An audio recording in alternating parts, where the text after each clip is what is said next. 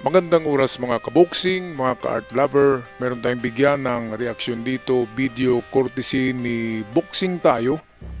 Ito yung revelasyon na hindi lang pala nabasag ang orbital ng mata ni Margarito noong fight nila ni Manny Pacquiao ilang taon na ang nakaraan, kundi binulag pala ni Manny Pacquiao ang kanang mata ni Margarito. Kaya grabe pala ang nangyari. Ito ang kwento mismo ni Margarito personal sa kanyang interview. Ito'y video hatid sa atin ng Boxing Tayo Channel. Ito ang video. La neta hice trampa, cabrón. Umami na si Margarito. Neta, güey. Pacquiao, güey. At mas grabing damage pa pala ang dinulot ni Pacquiao sa kalusugan nito. Eso es lo peor que me pasó en mi vida. Boxing fans, maligayang pagbabalik. Kung sa tingin nyo, binasag lang ni Pacman ang mukha ni Margarito, maling-mali kayo. Sa loob ng 16 na taon, itinago ni Margarito ito at ngayon lang masisilayan ang totoo. Mula sa pot niya kay Cotto, magpasa hanggang ngayon, hanggang sa pagsisisi niya sa panlalait niya sa sakit ni Roach. At kung sino nga ba ang mas malapit sa puso niya, si Pacquiao ba o si Marquez? Bubuksan ni Margarito ang mga mahihiwagang lihim ngayong araw na to. Mahigit 10 taon na ang nakakalipas mula sa kontrobersyal na rematch ni Cotto at Margarito. Nag-move on na ba siya? Ito ang unang itinanong ng interviewer sa kanya.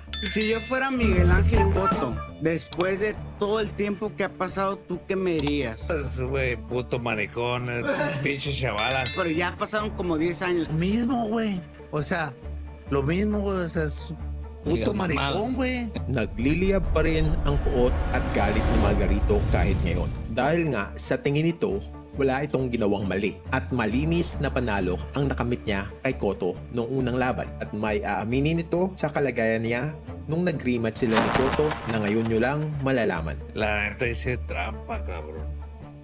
Teka, ano itong sinasabi niyang nandaya siya? La neta, güey, yo a Cotto en mi segunda pelea, yo lo peleé solamente con un ojo, güey. Yo no veía el otro ojo. Ito ang unang pagkakataon, inaming ni Margarito na bulag siya sa kabilang mata.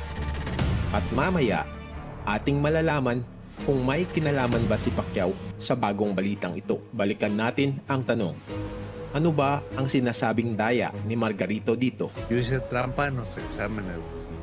Neta. Nandaya pala si Margarito sa physical examination na ginawa ng komisyon sa kanya.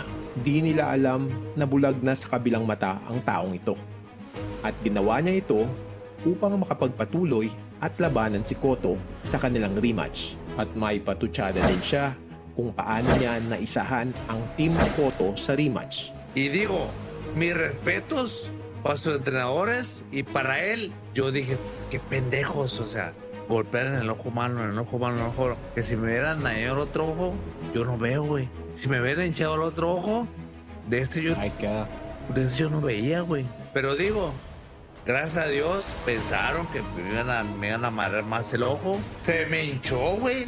Pero yo no veía ese ojo, güey. Wrong strategy ang ginawa ng Team Cotto sa rematch. Dahil pinuntarya nila ang matang napinsala ni Pacquiao. Di man lang nila alam na bulag na ito.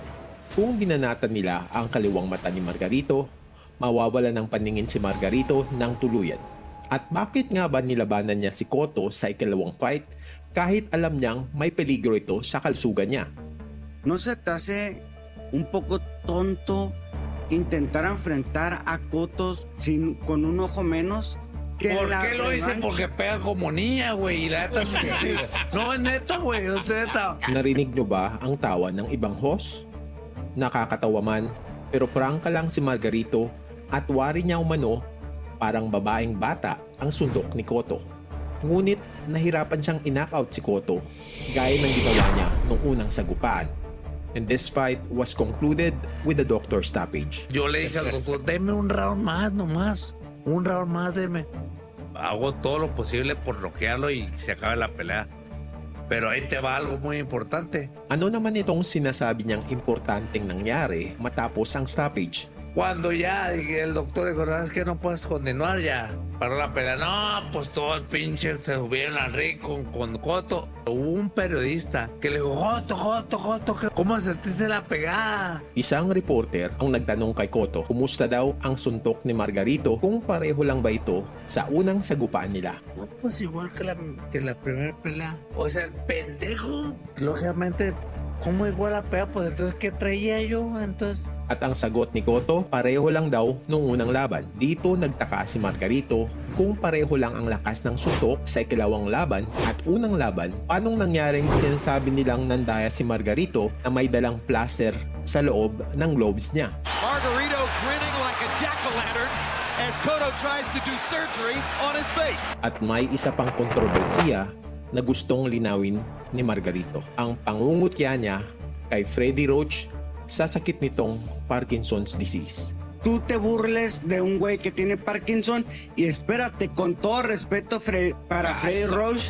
Toda la razón, cabrón. Oye, y te voy a decir algo que me dolió mucho, cabrón. Por el puto video. Kinikilala ni Margarito na may punto at tama ang interviewer. Tila bang sinasabi niyang nagkamali ito noon sa pagkutya kay Roach. At ano itong banggit niyang nasaktan siya dahil sa pangungutya sa video. Pero mi niño me dijo, güey, papi, no te castigaré a Dios porque te burlaste del Señor. A la riata, güey.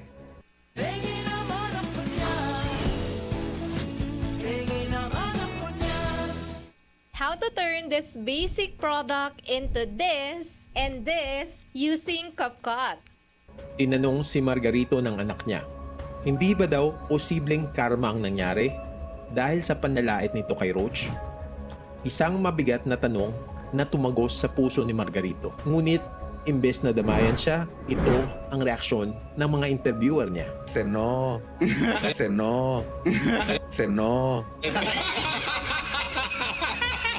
No, güey, neta me sentí mal, cabrón.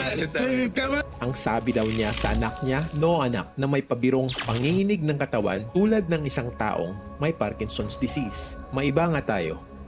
Sino ba ang mas malapit sa puso ni Margarito? Si Pacquiao o Marquez? Fuimos a la pelea cuando peleó con Pacquiao Márquez.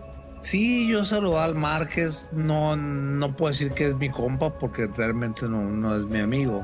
Sí, lo conozco y lo admiro y por todo lo que hizo. Okay lang daw sila ni Marquez. Pero obviously, walang espesyal na relationship sa kanila. Si Pacquiao. Y todo el mundo lo sabe porque yo lo he dicho.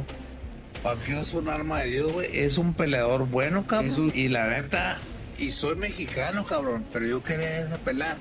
Que Pacquiao agarrara esa pelea con Márquez. Gusto raw niya manalo si Pacquiao noon sa fight nila ni Marquez. E ano ang reaksyon ni Margarito noon dito? Yo me agüité tanto, güey. Cuando lo noqueó, güey. A ver, yo me asusté porque qué pedo, o sea, porque sí le puso. Sí. Nararamdaman nyo ba ang boses at nakikita nyo ba ang mukha ni Margarito? Para bang gusto niyang umiyak sa malupit na knockout ni Marquez kay Pacquiao? Ngunit naniniwala ba siyang sinadya at hindi lucky punch ang suntok na ito ni Marquez? Etong sagot niya. Yo no lo creo.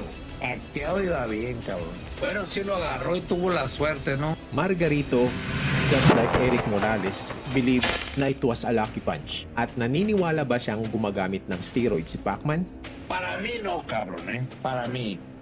Digo, si lo hizo, si realmente algo, yo no sé, digo, yo le doy crédito porque se pone unas putas entrenando. Yo lo veía entrenando cuando era un Ferreros. Talking about Pacquiao, sasabihin niya ang totoong damage na natamo niya kay Pacquiao. Ang matagal na niyang lihim na ngayong taon lang niya ibubunyag.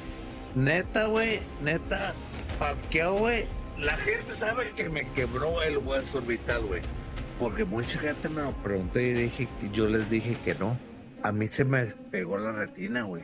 Y por eso no veía. Bukod sa basag na mukha, nawaglit ang retina ni Margarito at tuluyan itong nabulag. Yo dije, fue el peor día de mi vida que voy a pasar eso. Porque no te imaginas, güey, cómo sufrí, cabrón. At dinitalye niya ang hirap na dinanas niya sa injury na to. El hueso orbital, ¿no? Después la retina, güey. Duré 2 meses, yo creo, güey, sin voltear para arriba nada, güey. Si yo quería ver televisión, güey, yo siempre dormía boca abajo, güey. Una tenía que pegar bien la retina, güey. Veía televisión con un espejo así, para allá. O sea, todo, no podía ni levantar nada, güey. Eso es lo peor que me ha pasado en mi vida. Ito ang unang pagkakataon na binunyag ni Margarito na hindi lamang broken orbital bone ang tinamo niya kay Pacquiao. Inilihim niyang binulag din siya ni Pacman.